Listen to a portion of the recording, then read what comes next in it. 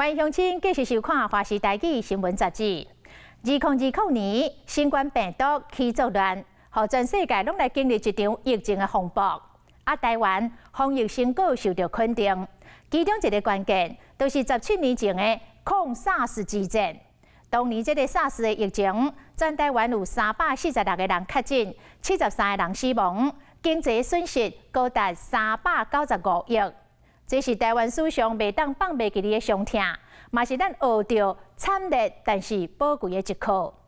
经过17年的练兵，台湾对抗新冠病毒更加稳定定着。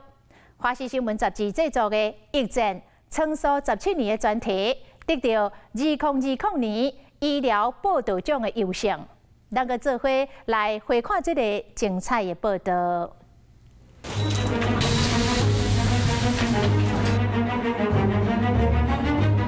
它的 X 光片显示，在右下肺叶有很明显的浸润的现象。对于和平医院暂时关闭，全面完成。我们需要上面的卫生官员跟我们直接对话。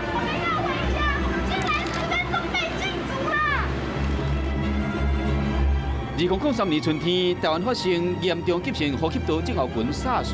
4月2日，台北市和平病院爆发集体感染，宣布封院。这是台湾医疗公卫史上袂使放袂记的伤痛。那时候就大家都很恐慌，说你们是不是要把我们关在一起，让我们自生自灭，要让我们在里面跟这些真正 SARS 病人就互相感染，然后到最后就死在里面。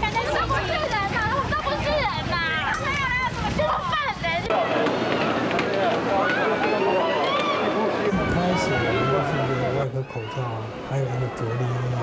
那时候其实负压病房每个医学中心只有两床或3床而已，所以他没办法收那么多了。我们用所有的资源来支持他们里面，我们非常关心里面，我会跟着所有员工，跟他们一起出来。 遗憾的是，封院最后造成和平病院员工57人围着7个人死亡。不过，想起了17年前政府这项重大决策，参与抗沙之前的叶金川始终支持。封院其实是对的，只是说没有足够的准备呢，没有配套。不过返回来讲，就是说你围在这边嘛，救一个算一个，对不对？但他如果把它散掉了，跑到整个台北市，那是263万人嘛。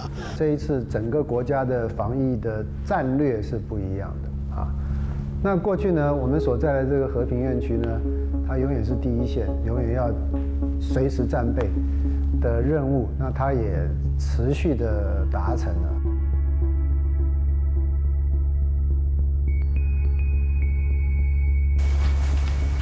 我是郑玉梅，17年前我是在内科跟感染科病房工作，目前的话，现在是在社区护理担任护理长的工作。郑玉梅当年是照顾确诊的一个姓刘的洗衫的工人，嘛被为着 SARS， 虽然救回一命，不过因老母连带感染到，伊着急甲唔甘医院印伫心肝底。刚开始其实我们都是说感冒嘛，所以我们是在一般病房的时候，我妈妈是有来照顾我，然后后来我转去星光之后。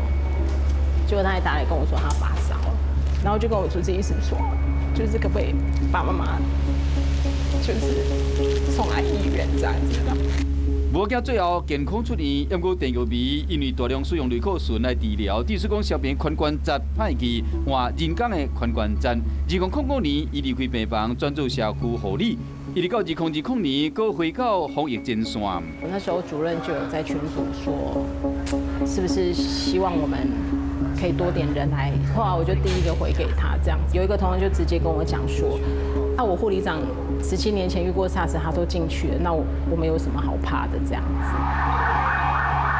救护车飞快地开进了和平医院急诊室，里头载的就是从3总送来的詹忠孝。 17年前的 SARS 嘛，好当时的国防医学院预防医学研究所的詹忠孝詹家总上一个残酷的一课。迄一年，伊伫 P4 实验室研究病毒，因为机器卡骨架上操作无细致，为着 SARS 体认到人生无常。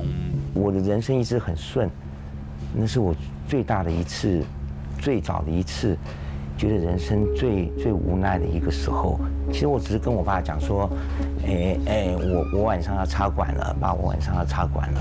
那我很谢谢你，多年来就是把我养育成人那么大，就是这样子。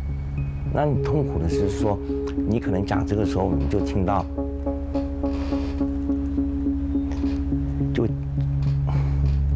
就会听到，好像父亲在那边有哭的声音。2003年，全台湾总共有346人为着SARS 73人死亡。占甲总是台湾这场SARS最后一个活着的人。为以后SARS病例都唔捌阁出现过，病毒流出来显示台湾的实验室规范无够周至。在那个时候，所谓的 P4 跟 P3，机关署并没有一个规范出来，每一个单位就自己去做，所以他后来就编定了很多的规范。现在又更进步了，现在他把动物的实验跟细胞的实验分开来。我们要分成2部分来作业，所以你们进去这样看的时候，最主要是老鼠的体重它会减轻，体重会减轻，然后大概没有什么其他的症状。经过治疗，虽然有留一个病尾，占甲总医院坚守防疫工位，即马伫中央医的服务，经过院方的同意，并且伫无病菌的状态下，采访团队独家去协调中央医 P3 实验室，这嘛是国家发展新的传染病研究重点。我们过去的这些经验呢，就像我们打疫苗一样，每打一次，我们身上的抵抗力就增加。目前的这个很好的结果，是来自过去的累积啊，这点是毋庸置疑的。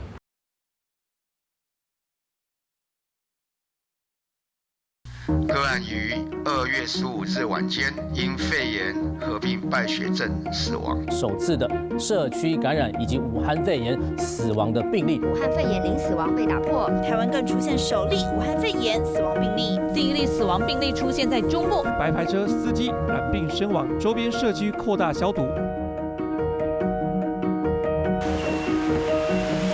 2020年2月中旬，台湾出现头一件新冠病毒疫情死亡的案例，中华地区救警部各大病院拢真紧张，全面备战。2月之后，基本上整个我们台湾大概其实慢慢到一个高峰，尤其是开始出现患者死亡，然后开始大量感染之后，对，所以其实以我们医院来讲的话，我们急诊立刻要分仓分流，很迅速在很短的时间内做很大量的改变。当确定是可能是个疑似的状况的时候，我们立即就是召回所有的照护人员，包括我们的主护、旁护等等这些人全部回来筛检，后续的一些筛检什么都不错。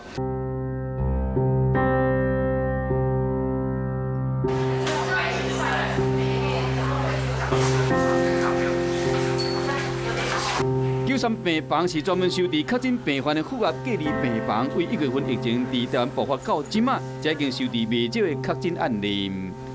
其实我们心中并没有害怕的感觉，因为我们已经受过第1次的训练，所以我们已经有完整的准备，就可以打赢，可以对抗这个病毒。48岁陈素秋是这副护理长，安和19白牌司机为着病了离开世间，因老母干小弟后来嘛确诊。入院期间，医护人员除了专业的照顾，更加加一份真心的陪伴。阿嬷她在这一间的时候，她都躲在那个角落那边，跟我们送饭进来，我就说你刚刚，阿嬷你刚刚在怎么了？她说我在想好心。她跟我说我没有做坏事哎，我一生我没有害过别人。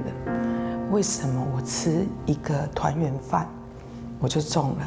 那每次去他家听到这句话，我心里都酸酸的。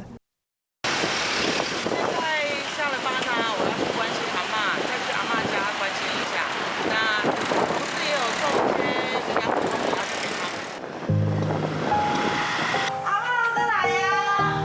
阿嬷，阿嬷我跟你讲哦，这哦是阮同事大家送伊的，有啉哦，啊你大家拢爱啉哦，好不？不要这么说。他们2个被隔离的时候，要不是你这样子哈，真的，他们2个不晓得怎样子过。我常常感觉是敢噩梦中的噩梦啊，想着迄阵内底你用讲的时，即摆想着还佫真艰苦呢。病患痛失至亲，但佫面对被隔离的不安，但所求温暖的照顾，就算出院了，医院时常去甲看。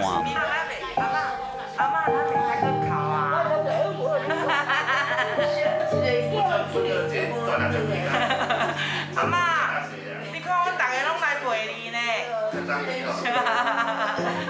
阿妈，你有困哦，你有困，你袂使去哭啊，袂使去哭，你真正有困哦。哦，阿妈，你看安尼我大个，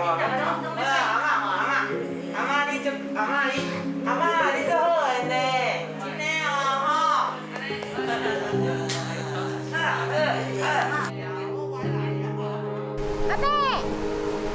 虽然就是心里还是会很紧张啦，会有压力，还是会有不安跟恐惧，但是就是把自己的安全装备、防护设备做好，就会心里那一份的不安、紧张就会下降很多。身为医业一员，我郑重地保证自己要奉献生命，为人类服务。我17年前，我刚好在台大遇到的时候，那时候我只是一个住院医师，那时候就是一样也是张尚主任，就是他带领着我们怎么做。但是17年后，真的换到我们站到这个位置来去，我们会想到，他当初面对到的压力有多沉重。所以我真的还是觉得，其实这些老师给我们这些经验，让我们守住了这一波，让我们可以在台湾在这一次全世界的相对是数一数二防得住这个疫情的国家。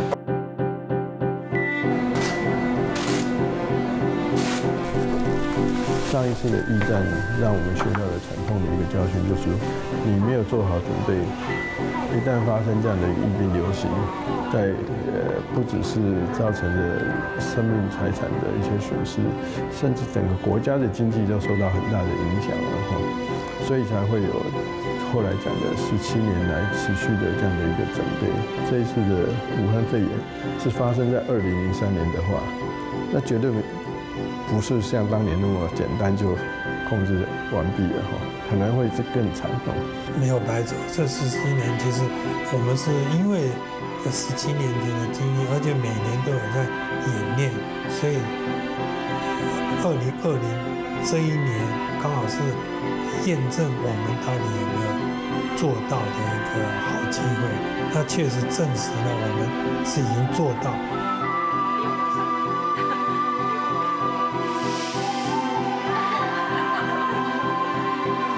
封锁经验传承是台湾守住医疗风险的重要关键。2020年，不共世代医护人员甲专家以无比的勇气甲行动，为台湾写下历史。在新型冠状病毒风暴中，大家手牵手，战锋而行。